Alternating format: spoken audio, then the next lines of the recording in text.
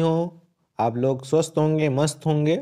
और आज क्या है कि आज हम इस वीडियो में बताने वाले हैं कि आप अपना फूड लाइसेंस जो कि खाने-पीने वाली चीज़ों के लिए एक अथॉरिटी है भारत सरकार की, यानी भारतीय खाद्य संरक्षा एवं मानक प्राधिकरण। तो यह एक भारतीय संस्था है, यहाँ से आपको क्या है एक लाइसेंस लेना रहता है। और जो लोग इस क्षेत्र में काम कर रहे होंगे उनको यह सारी चीज़ें पता हैं कि आप बिना इस लाइसेंस के आप अपना फूड प्रोडक्ट मार्केट में नहीं बेच सकते हैं।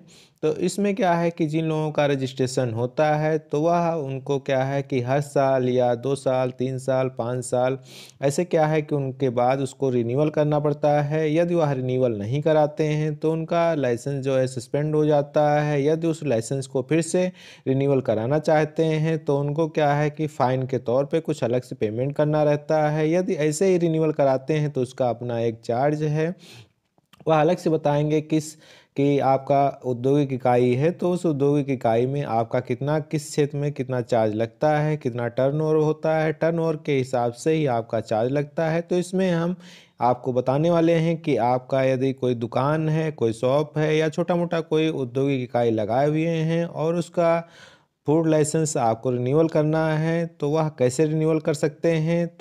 यह आप लोगों को क्या है कि बहुत हेल्पफुल वीडियो रहेगी उन लोगों के लिए जो कि इस फूड लाइसेंस को रिन्यूअल करना सीखेंगे, कैसे वह अपना फूड लाइसेंस अपने मोबाइल से या अपने लैपटॉप से हैं। तो जो लोग क्या है कि जिन लोगों के पास फूड लाइसेंस है तो वह कोई भी ब्राउज़र ओपन कर सकते हैं और कोई भी ब्राउज़र ओपन करके उनको गूगल में सर्च बार में लिख देना है FSI। और यहाँ पर जैसा कुछ इस तरह का इंटरफेस आप देख पा रहे होंगे। इस इंटरफेस में आपको ऐसे लिख देना रहेगा और यहाँ जैसे लिखेंगे तो कुछ इस तरह का आपको वेबसाइट यहाँ पर ओपन होके आ जाएगा। तो यहाँ पर आप देख रहे होंगे कि कुछ अलग एक ओपन हो गया है साइट। तो यहाँ पर दूसरा ऑप्शन जो दिखाया जा रहा है यहाँ पर, तो इस पे आपको क्लिक करना रहेगा FOSCOS-FSSAI। तो इसी पर जैसे आप क्लिक करेंगे तो यहाँ पर क्या है कि आपके सामने कुछ अगला इंटरफेस ओपन हो जाएगा जैसा कि आप देख पा रहे होंगे। तो यह एक भारत सरकार द्वारा विकसित पोर्टल है। तो यहाँ पर आप देखेंगे नाउ योर ऑफिस और how to apply application processing. तो यहाँ पर लाइसेंस किट, तो यह सारी चीज़ें आप देख पा रहे होंगे। तो यहाँ पर आप देख पा रहे होंगे कि एक ऑप्शन दिखाया जा रहा है apply for new licence registration और एक apply for renewal without sign in और एक modification of licence and registration. तो यहाँ 3 ऑप्शन ऐसे दिखाए जाएंगे। तो यहाँ पर हम क्या आपको विदाउट साइन इन के क्या है रिन्यूअल करना बताएंगे कि अपना फूड लाइसेंस आप कैसे रिन्यूअल कर सकते हैं। तो यही apply for renewal without sign in का जो ऑप्शन दिखाया जा रहा है इसी पर आप क्लिक करके अपने लाइसेंस को क्या है रिन्यू कर सकते हैं। तो इसी पर क्या है हम क्लिक कर देते हैं और जैसे हम यहाँ पर क्लिक करते हैं तो आपके सामने कुछ अगला इंटरफेस ओपन हो जाएगा। जैसा कि साथियों देख पा रहे होंगे यहाँ लाइसेंस रजिस्ट्रेशन डिटेल मांगी जा रही हैं। तो यहाँ पर आपका क्या है लाइसेंस नंबर यहाँ फिल करना रहेगा। लाइसेंस नंबर या रजिस्ट्रेशन नंबर इस बॉक्स में फिल करना रहेगा। फिर यहाँ वैलिडेट इन डेट पूछी जा रही है, यानी आपके रजिस्ट्रेशन का यानी फूड लाइसेंस का जो लास्ट का डेट है कि आपका लाइसेंस कब तक क्या मान्य रहेगा, वह इन डेट आपको इस बॉक्स में फिल करना रहेगा। फिर कैप्चा कोड दिखाया जा रहा है, कैप्चा कोड को फिल करके आपको सबमिट का जो ऑप्शन दिखाया जा रहा है सबमिट कर देना रहेगा। तो यहाँ पर हम सारी चीज़ों को फिल कर लेते हैं। जैसे ही साथियों हम सारी डिटेल को यहाँ फिल कर लेते हैं, सबमिट का जो ऑप्शन दिखाया जा रहा था सबमिट वाले ऑप्शन पे हम क्लिक कर देते हैं और जैसे हम क्लिक करेंगे तो हमारी जो भी डिटेल पहले फिल की गई थी वह आपके सामने ओपन होके आ जाएंगी। जैसा कि यहाँ पर देख पा रहे होंगे कि यहाँ पर हमारी डिटेल सारी शो हो रही हैं। तो यहाँ पर एक ऑप्शन दिखाया जा रहा है, वह ऑप्शन प्रोसीड का दिखाया जा रहा है। यहाँ प्रोसीड का जो ऑप्शन दिखाया जा रहा है इसी पर हमको क्या है क्लिक करना रहेगा।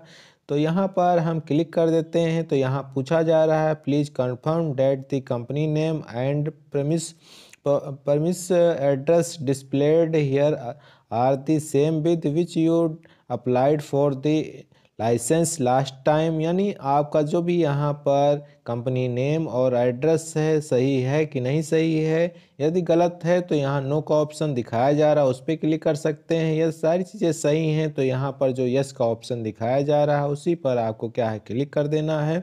जैसा कि साथियों देख पा रहे होंगे यहाँ फॉर्म 1, तो यहाँ पर सारी चीज़ें आपके सामने ओपन होके आ गई हैं।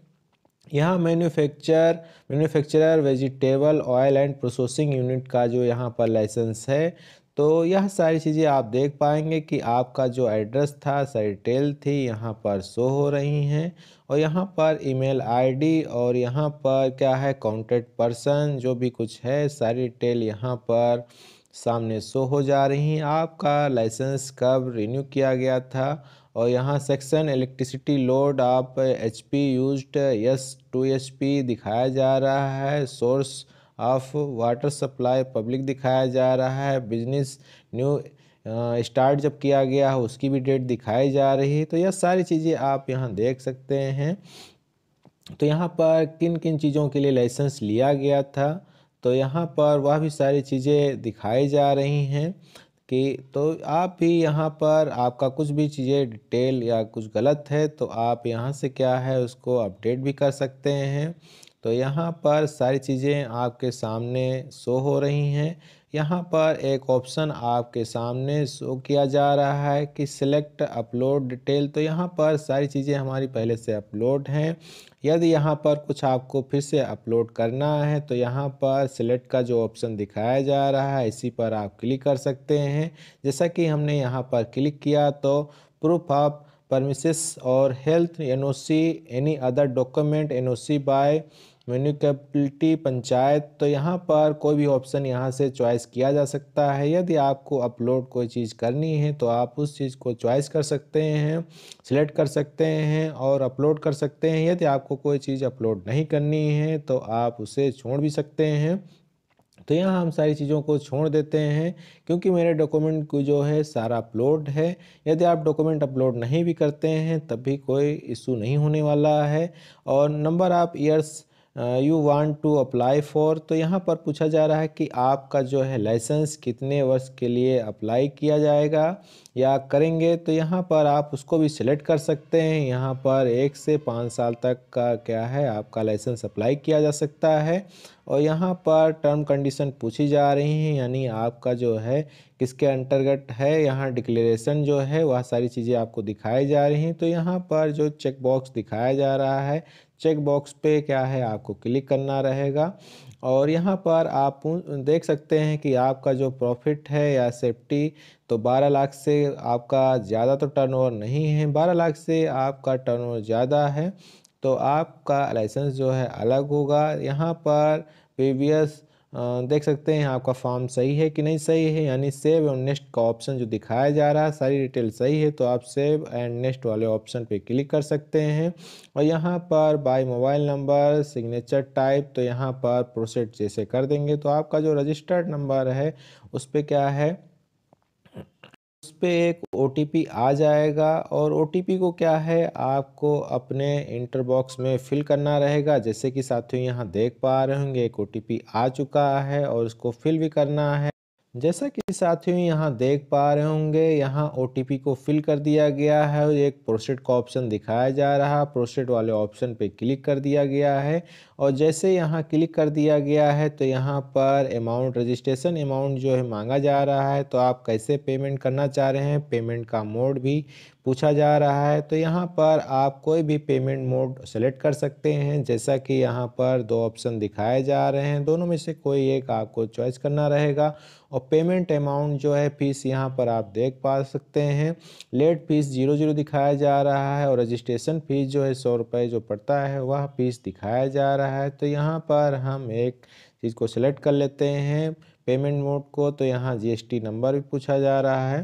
तो यहाँ जीएसटी नंबर आपका है तो आप डाल सकते हैं। दिखाया जा रहा है पे वाले ऑप्शन पे आपको क्लिक करना रहेगा।